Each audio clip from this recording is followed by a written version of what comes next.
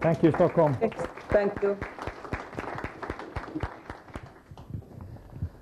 All right, so a node, a new kind of hub for public transport and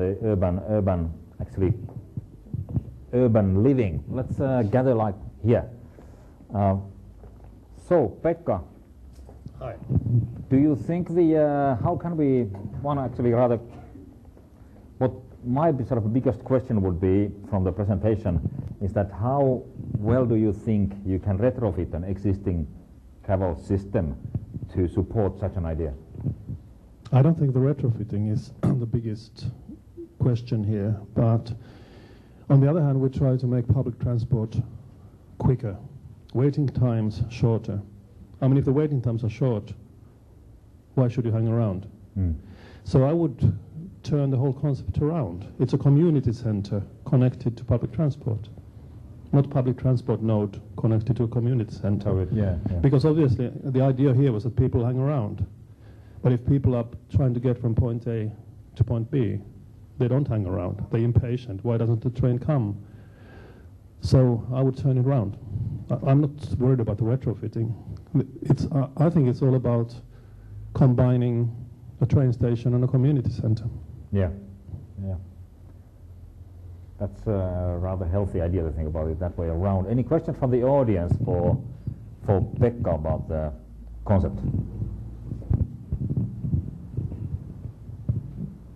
There's one.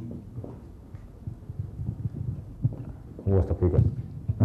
Yeah, but wouldn't it be anyway nice to have some services, let's say, in our own metro stations?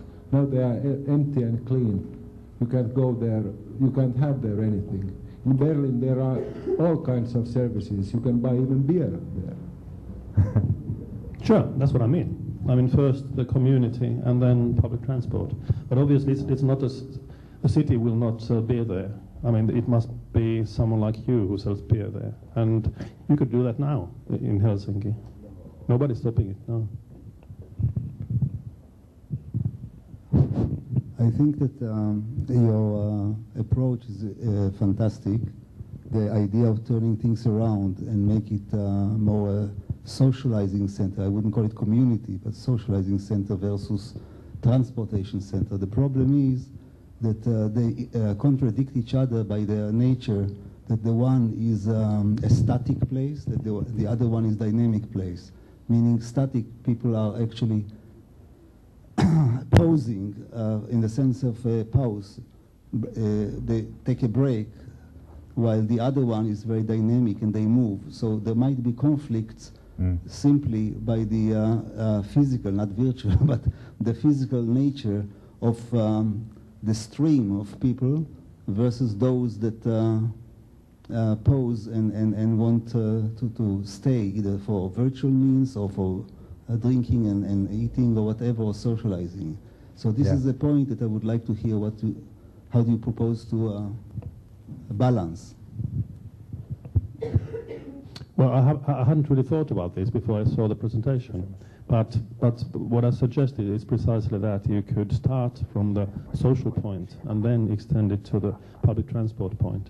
But I think we got one good idea that actually deals with the problem. We got the culture tram, where people can get from A to B and socialize and take part in culture on the tram. Moving community center. There's one last question from you. The culture tram is a good example. Sorry for bringing this to local issues, but how is Helsinki addressing this social community hub for transport? Because for me it seems like most of the transport hubs, metro stations, are built into shopping centers, not social centers.